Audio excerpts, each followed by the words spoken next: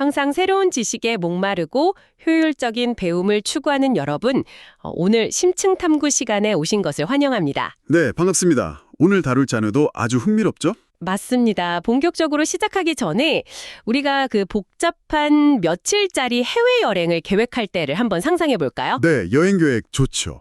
비행기, 숙소, 렌터카 다 예약해두고요. 그렇죠.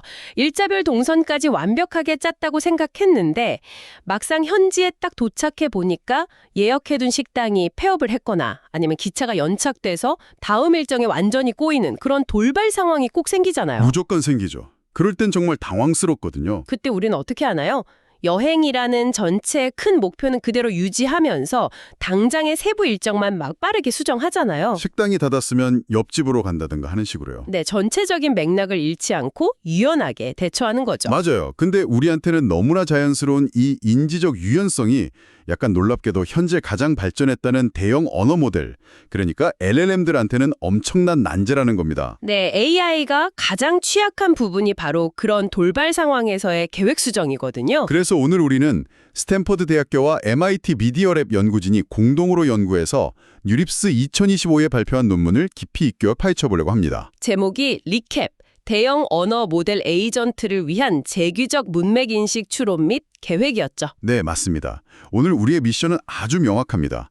기존 AI가 왜 호흡이 긴 작업에서 목적을 잃고 표류하는지 그 근본 원인을 해부해보고요. 그리고 이 리캡이라는 새로운 프레임워크가 어떻게 AI의 인지 구조를 완전히 재설계했는지 추적해보는 겁니다. 그럼 기존 모델들의 한계부터 하나씩 풀어보죠. 사실 요새 LLM 에이전트들이 알아서 척척 일한다고들 하잖아요. 네, 겉보기엔 그렇지만 한계가 명확합니다. 기존 에이전트들이 주로 쓰는 방식이 리액트라는 순차적 프롬프팅 방식이거든요. 리액트요? 관찰하고 생각하고 행동하는 사이클을 계속 반복하는 그거 맞죠? 정확합니다. 근데 이 방식에 치명적인 약점이 있어요. 프롬프트 길이가 길어질수록, 그러니까 작업의 호흡이 길어질수록 문제가 생깁니다. 어떤 문제가 생기나요? AI가 초기에 설정했던 가장 상위 목표를 어텐션 메커니즘 밖으로 밀어내버려요. 이걸 문맥 표류, 컨텍스트 드리프트라고 부릅니다. 아, 컨텍스트 드리프트. 그러니까 자기가 처음에 뭘 하려고 했는지 목적 자체를 까먹어 버린다는 거네요? 맞아요. 그래서 이 문제를 해결하려고 어댑트나 스레드 같은 계층적 프롬프팅 방식들도 막 등장했었거든요. 큰 목표를 잘게 쪼개서 해결하려는 시도였죠. 네. 큰 목표를 하위 목표로 나누고 각각을 독립적인 문맥 공간에서 처리하도록 만든 거예요. 근데 그 계층적 방식도 결국 완벽한 해답은 아니었잖아요. 합의 목표를 독립된 공간에서 실행하다 보니까 단절 현상이 생기더라고요. 그쵸. 전체를 아우르는 상위 목표와 하위 작업 간의 연결고리가 끊어지는 겁니다. 제가 이걸 비유하자면 거대한 자동차를 조립하는 공정이 있어요. 근데 작업자한테 설계도 전체를 안 보여주는 거예요. 아, 그냥 부품만 딸랑 주고 조립하라고 하는 거군요. 네, 격리된 방에 가둬놓고 지금 당장 이 나사만 조이세요 라고 하는 셈이죠. 그럼 결국 자기가 왜 이 나사를 조이고 있는지 목적을 상실하게 되잖아요. 완벽한 비유네요. 각 단계마다 독립적인 문맥을 억지로 유지하려다 보니까 시스템 메모리 오버헤드만 기하급수적으로 늘어나는 부작용도 컸습니다. 논문에 보니까 이 한계를 진짜 극명하게 보여주는 벤치마크 테스트가 있더라고요. 로봇두이라는 요리 시뮬레이터 환경이요. 네, 로봇도의 예시가 아주 직관적이죠. AI한테 치즈 치킨 샌드위치 만들기라는 퀘스트가 주어집니다. 요리를 순조롭게 막 진행해요. 그러다가 도마 위에서 양파를 썰어야 하는 단계에 딱 도달했는데 환경에 변수가 생긴 거죠. 맞습니다. 도마 위에 이미 양상추가 올려져 있어서 양파를 놓을 공간이 전혀 없는 상태가 된 거예요. 아까 그 여행지에서 식당 문 닫은 거랑 똑같은 상황이네요. 그렇죠. 여기서 순차적 방식을 쓰는 기존 AI는 완전히 논리적 교착 상태에 빠져버립니다. 공간이 없으니까 양파 썰기에 실패할 텐데 그럼 어떻게 행동하나요? 양파를 들었다가 양상추 위에 올렸다가 다시 내리는 이런 무의미한 행동만 무한 루프로 계속 반복합니다. 와, 무한 반복이요. 실패라는 피드백을 받았으면 도마가 꽉 찼으니까 일단 양상추를 다른 빈 테이블로 치워야겠다. 이런 새로운 상위 계획을 세워야 하잖아요. 인간이라면 바로 그렇게 하죠. 근데 AI는 단선적인 시야에 갇혀 있다 보니까 눈앞에 막혀있는 도마만 멍하니 계속 쳐다보고 있는 겁니다. 그러니까 기존 LLM 에이전트들의 패착은 모델 자체가 멍청해서라기보다는 실패를 마주했을 때 전체 목표 트리를 다시 훑어보고 계획을 수정할 수 있는 구조적 경로가 아예 없었다는 거네요. 정확한 분석입니다. 길을 잃었을 때 지도를 다시 펴볼 수 있는 시스템 자체가 부재했던 거죠. 첫 번째 무기가 바로 사전 계획 분해 메커니즘입니다. 기존 에이전트들이 그냥 당장 눈앞에 있는 다음 한 스텝의 행동만 예측하려고 했다면 리캡은 접근 방식 자체가 다르더라고요. 완전히 다릅니다. 리캡은 본격적인 실행에 앞서서 전체 하위 작업의 목록, 즉 일종의 실행 트리를 미리 쫙 구축해 놓습니다. 셰프가 요리를 시작하기 전에 머릿속에 전체 레시피 단계를 먼저 펼쳐놓는 거랑 똑같네요. 맞아요. 그리고 그 리스트 중에서 최상단에 있는 딱 첫 번째 항목만 실제 환경에서 실행해 보는 겁니다. 아, 다 실행하는 게 아니라 첫 번째 것만요? 네. 그 첫 번째 행동의 결과값을 딱 받아보고 성공이든 실패든 그 피드백을 바탕으로 나머지 미실행 계획들을 실시간으로 수정해 나가는 거죠. 전체적인 방향성을 담은 청사진은 꽉 쥐고 있으면서 환경의 피드백에 맞춰서 동적으로 트리를 계속 재구성하는 거군요. 유연하네요. 그리고 여기서 자연스럽게 두 번째 핵심 메커니즘으로 연결됩니다. 바로 일관된 다중 레벨 문맥과 구조적 주입입니다. 구조적 주입, 이 부분이 리캡의 진짜 취특기 같은 느낌이던데요? 네, 첫 번째 행동이 끝난 뒤에 리캡은 다시 상위 노드로 쑥 돌아갑니다. 부모 단계의 목표로 되돌아가는 거죠. 방금 얻은 결과랑 남은 계획 전체를 억지로 다시 주입하는 거잖아요. 맞습니다. AI한테 방금 양파 썰기를 시도했는데 실패했고 우리의 최종 목표는 샌드위치 완성이고 남은 계획은 이러하다라는 걸 강제로 상기시켜주는 거예요. 전체 컨텍스트의 뼈대를 계속 리마인드 시켜주는 거니까 애초에 문맥 표류가 일어날 틈을 안 주는 거네요. 먼천 차단이네요. 네, 길을 잃을만 하면 내 목적지는 여기야 하고 나침반을 계속 눈앞에 들이미는 방식입니다. 근데 전문가님 여기서 현실적인 의문이 하나 생겨요. 상위 트리의 정보랑 하위 작업의 실행 로그를 매번 계속 누적해서 주입하다 보면 필연적으로 LLM의 입력 토큰 한계에 부딪히지 않나요? 아주 날카로운 지적입니다. 초기 레그 시스템, 그러니까 검색, 증강, 생성 시스템들이 겪었던 정보 과부하 문제랑 똑같은 위기가 올 수 있죠. 그쵸. 기억력에 꽉 차서 터져버릴 텐데 리캡은 이걸 어떻게 해결했습니까? 그래서 세 번째 메커니즘인 슬라이딩 윈도우를 통한 메모리 효율화를 도입했습니다. 슬라이딩 윈도우요? 네, 단순히 모든 과거 기록을 다 끌어안고 가는 게 아니에요. 최근 약 64회의 대화 라운드만 활성 상태로 딱 유지하고요. 오래되고 자잘한 세부 실행 로그는 과감히 삭제해버립니다. 오, 과거 기록을 삭제한다고요? 그럼 정보가 날아가는 거 아닌가요? 여기서 아까 말씀드린 구조적 주입이 빛을 발합니다. 세세한 행동 로그는 버리더라도 전체 계획 트리의 핵심 텍스트 구조는 새로운 문맥에 계속 업데이트돼서 살아남거든요. 아, 뼈대는 계속 유지된다는 거군요. 내가 지금 어느 단계에 와 있고 다음 목표는 무엇인지 그 핵심 내비게이션 정보는 절대 잃지 않는 거네요. 바로 그겁니다. 이 우아한 설계 덕분에 시스템이 감당해야 하는 메모리 사용량이나 프롬프트 길이가 폭발하지 않는 거죠. 기하급수적으로 늘어나는 게 아니라 작업 트리의 깊이에 비례해서 선형적으로만 얌전하게 증가하는 거군요. 정말 똑똑하네요. 이 세 가지 메커니즘이 결합되니까 성능이 엄청나게 뛰었습니다. 아까 언급한 로보트의 시뮬레이터 결과를 볼까요? 네, 그 도마 앞에서 무한 루프 빠지던 AI요. 리캡을 적용했더니 기존 리액트 대비 동기식 환경에서는 무려 32%, 비동기식 환경에서는 29%의 성공률 향상을 기록했습니다. 와, 30% 가까이 오른 거면 체감이 엄청나겠는데요. 근데 비동기식 환경이라는 건 구체적으로 어떤 상황인가요? 고기를 굽거나 물을 끓일 때 시작 버튼을 누른다고 즉각 뿅 하고 완료되는 게 아니잖아요. 몇 턴의 대기 시간이 발생하죠. 아, 물 끓는 동안 가만히 서 있으면 안 되죠. 그렇죠.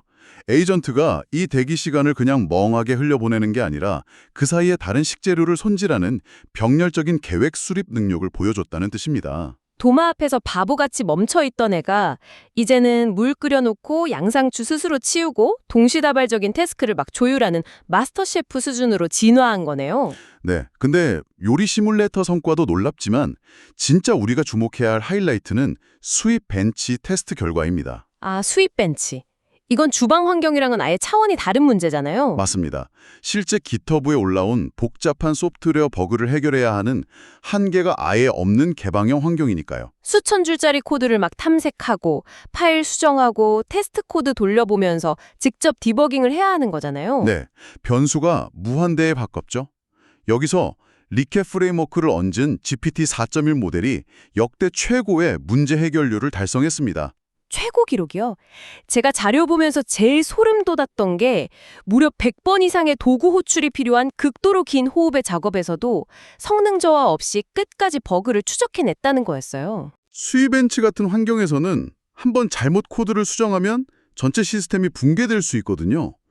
여기서 리캡의 백트래킹과 구조적 주입이 엄청난 위력을 발휘합니다. 코드를 싹 수정했는데 테스트를 통과 못했다 그러면 어떻게 되나요? 기존 에이전트들은 자기가 수정한 코드가 꼬이면 멘붕에 빠져서 전체 문맥을 잃고 헤매길 일쑤였어요. 내가 뭘 고쳤더라 하면서 길을 잃는 거군요. 근데 리캡은 에러로그를 딱 확인한 즉시 상위 계획 단계로 착 돌아갑니다. 자기가 접근했던 코드 위치랑 수정 내역을 침착하게 되짚어보는 거죠. 그리고 새로운 우회 경로를 탐색하는 거군요. 이거 진짜 현업의 시니어 개발자가 디버깅하는 인지 과정이랑 완전 똑같지 않나요? 네, 단순히 코드 잘 짜는 기계를 넘어서 문제 해결에 구조적인 사고를 할 줄 알게 된 겁니다. 대단하네요. 근데 이렇게 듣다 보니까 문득 드는 합리적인 의심이 하나 있습니다. 어떤 부분이죠?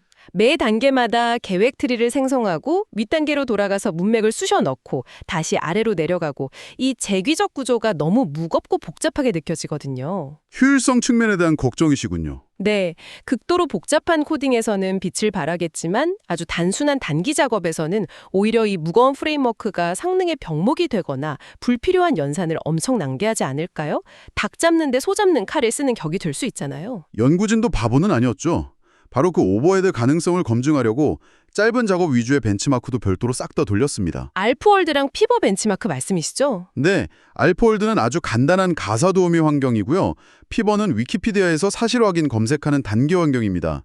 결과가 어땠을까요? 성능이 떨어졌나요? 놀랍게도 알프월드에서는 오히려 기존 대비 7% 성능이 향상됐습니다. 그리고 피버에서는 63.5%로 기존 방식과 정확히 동일한 성능률을 보였고요. 오, 성능 저하가 전혀 없었네요. 구조가 엄청 무거워졌는데도 반기 작업에서 손해를 보지 않았다는 건 리캡의 재귀적 분해 메커니즘이 작업의 복잡도에 따라 스스로 유연하게 스케일링 된다는 뜻입니다. 상황 봐가면서 가볍게 뛸 땐 가볍게 뛴다는 거군요. 게다가 특정 상용 모델에만 종속된 기술이 아니라는 점도 저는 진짜 매력적이라고 봅니다. 확장성이 엄청나죠. 오픈 AI 모델뿐만 아니라 파라미터가 4천억 개인 메타의 라마4, 6,710억 개인 딥시크 버전 3, 알리바바의 QN2.5까지 다 테스트를 거쳤습니다. 완전 다양한 오픈소스 아키텍처에서 돌려본 거네요. 네, 근데 전부 다 공통적으로 리액트 방식보다 뛰어난 성능 향상을 이끌어냈습니다. 모델 자체를 미세 조정하거나 건드린 게 아니잖아요. 그냥 에이전트가 사고하는 인지 프레임워크 껍데기만 딱 바꿔 끼웠는데 전반적인 지능이 올라갔다. 이건 학계에 던지는 메시지가 엄청 큰 것 같습니다. 이 시점에서 논문에 포함된 절제 연구, 그러니까 어블레이션 스터디 데이터를 꼭 짚고 넘어가야 합니다. 절제 연구요? 특정 기능을 일부러 빼보고 테스트하는 그거죠? 네, 연구진이 의도적으로 AI 시스템에서 중간 추론 과정, 즉 생각하는 단계를 싹 지워봤어요. 아니면 목표를 깊게 파고드는 재규 레벨을 2단계나 3단계로 아주 얇게 제한을 걸어봤죠. 대충 생각하고 행동해봐 이렇게 제약을 건 거네요. 결과가 참담했죠. 요리 환경 성공률이 80%대에서 단숨에 10%대로 급락해버렸습니다. 심지어 특정 복잡한 작업에서는 성공률이 0%가 나오기도 했고요. 결국 중간 과정에 명시적인 추론 없이는 어떠한 복잡한 목표도 달성할 수 없다는 게 증명된 셈이네요. 에이전트가 남기는 추론의 자취가 단순히 우리가 읽기 편하라고 남기는 로그가 아니라는 겁니다. 복잡한 목표 트리를 무너지지 않게 지탱하는 아주 핵심적인 구조제 역할을 한다는 걸 과학적으로 증명한 거죠. 이 프레임워크가 진짜 훌륭하다는 건 이제 충분히 알겠습니다. 그런데 항상 모든 엔지니어링에는 트레이드오프가 존재하기 마련이잖아요? 피할 수 없는 현실이죠. 위캡 시스템의 가장 큰 허드, 역시 예상하시겠지만 비용 문제입니다. 논문의 비용 추정을 보면 뼈아픈 수치가 나옵니다. 알프월드 벤치마크 전체를 실행하는데 기존 방식은 37달러만 끝났거든요. 근데 리캡은 얼마나 들었죠? 118달러가 청구됐습니다. 와, 37달러 대 118달러. 동일한 작업 처리하는데 무려 3배가 넘는 비용이 든 거네요. 이 3배라는 수치가 우리가 AI 에이전트를 실무 비즈니스에 도입할 때 겪게 될 딜레마를 정확하게 보여줍니다. 토큰 사용량이랑 호출 횟수가 늘어난다는 건 곧 기업의 클라우드 인프라 비용 청구서에 0이 하나 더 붙는다는 뜻이니까요. 맞습니다. 그래서 현재 리캡 아키텍처는 속도나 극단적인 비용 절감이 필요적인 일반 고객용 챗봇 서비스에는 솔직히 부적합합니다. 배보다 배꼽이 더 클 수 있겠네요. 그럼 어디에 써야 할까요? 단 한 번의 실패나 환각 현상이 아주 치명적인 결과를 초래하는 그런 고부가가치 도메인에 우선적으로 투입되어야 합니다. 예를 들면 아까 스이벤치처럼 엄청 복잡한 회사의 레거시 코드를 싹 리팩토링하는 작업이라던가요? 그렇죠. 아니면 심도 있는 법률 판례 분석이나 사람 생명이 달린 의료 데이터 추론 같은 분야예요. 그런 영역에서는 신뢰성이랑 최종 목표 달성률이 압도적으로 중요하니까 API 비용 3배 정도는 기꺼이 지불할 가치가 충분하겠네요. 맞습니다. 결국 퀄리티와 안정성을 얻기 위해 그에 합당한 컴퓨팅 비용을 지불할 것인가의 문제로 귀결되는 거죠. 네, 이제 슬슬 마무리를 해볼 시간인데요. 오늘 다룬 스탠퍼드와 MIT의 리캠 연구가 우리 여러분들에게 던지는 기술적 인사이트 딱 3가지로 명확하게 요약해 볼 수 있을 것 같습니다. 정리해 주시죠. 첫째, 에이전트의 진짜 자율성은 눈앞의 프롬프트에 그냥 즉각 반응하는 데서 나오는 게 아니다. 전체 실행 트리를 먼저 분해하고 구조화하는 큰 그림에서 시작된다는 거고요. 네, 사전 계획의 중요성이죠. 둘째, 벽에 막히고 실패를 마주했을 때 좁은 문맥에 갇혀서 쩔쩔매지 말고 과감히 최상의 목표로 돌아가서 전체 컨텍스트를 재주입하는 백트래킹이 필수적이다. 길을 잃었을 땐 나침반을 다시 보라는 뜻입니다. 마지막 셋째, 모든 세세한 로그를 다 끌어안고 가는 게 아니라 핵심 뼈대만 유지하는 슬라이딩 윈도우 메커니즘으로 메모리를 똑똑하게 비워내야 한다. 이거 맞죠? 완벽한 요약입니다. 그리고 저는 이 결론을 우리 여러분들의 업무나 사고방식 관점으로도 한번 확장해 보셨으면 해요.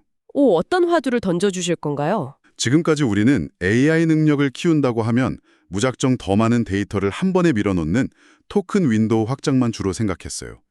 프롬프트를 어떻게 예쁘고 길게 깎을까만 고민했죠. 사실 기억력 빵빵한 모델이 최고인 줄 알았죠. 하지만 리캡의 성공은 대화 기록을 단순히 시간순으로 쭉 나열하는 그 선형적 텍스트 패러다임이 정답이 아닐 수 있음을 보여줍니다. 선형적인 게 답이 아니다. 만약 AI의 기억과 인지 구조를 단순히 긴 글이 아니라 원인과 결과, 상위 목표와 하위 목표가 거미줄처럼 입체적으로 엮인 실행 가능한 틀이나 그래프 형태로 완전히 재구성한다면 어떨까요? 진짜 인간다운 직관이나 통찰력은 단순한 텍스트 암기 용량에서 나오는 게 아니라 그 기억을 어떻게 입체적으로 구조화하고 필요할 때 딱 꺼내오느냐에 달려있다는 말씀이시군요. 네, 바로 그 점을 여러분들이 스스로 고민해 보셨으면 합니다. 와, 우리가 AI를 대하는 관점 자체가 단순한 텍스트 입력자에서 인지 아키텍처 설계자로 넘어가야 한다는 강력한 메시지네요. 앞으로의 경쟁력은 바로 거기서 갈릴 겁니다. 오늘 심층탐구 시반을 다룬 이 리캡의 철학이 여러분이 설계하는 다음 시스템, 혹은 여러분 자신의 학습이나 업무 계획을 세우는 방식에도 새로운 영감을 주었기를 바랍니다. 꽤나 흥미로운 적용이 될 수 있을 겁니다. 다음번에도 기술의 표면 아래 숨겨진 진짜 변화의 흐름을 짚어낼 새롭고 흥미로운 자료로 찾아오겠습니다. 여러분, 다음 시간까지 호기심 잃지 마시고요. 오늘 심층탐구는 여기까지입니다.